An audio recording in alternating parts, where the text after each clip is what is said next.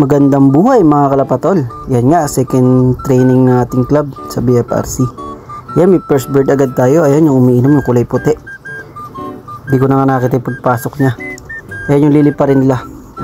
San Miguel hanggang Pompong, Bulacan. Medyo malapit pa naman yan.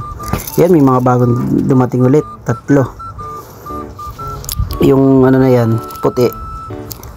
Ganyan, siya yung pinakauna. Baka sa susunod, sali ng pooling yan. Paikot-ikot pa yung dalawa nawala isa,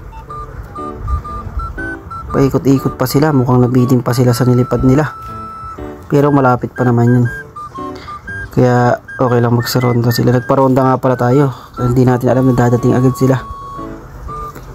Yan, nawala ulit. Yan, pa-landing na sila at ayun, nakalanding na.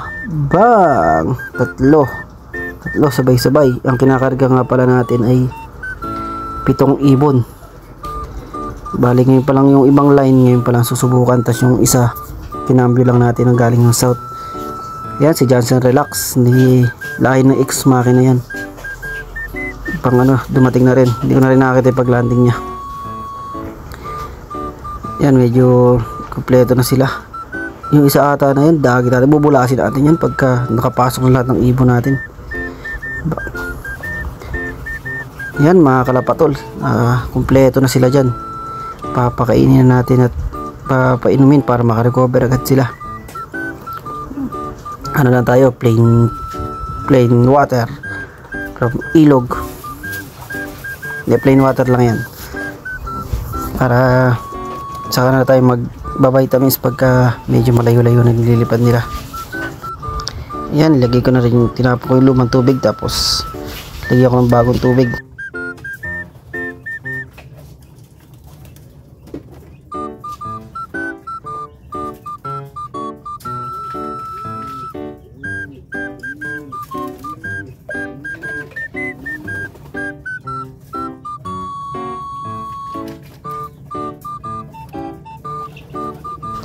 At kung napanood nyo yung video na to, comment nyo yung location nyo para ma-shoutout ko kayo sa susunod na video ko, para alam ko rin kung saan nakakarating yung video na to.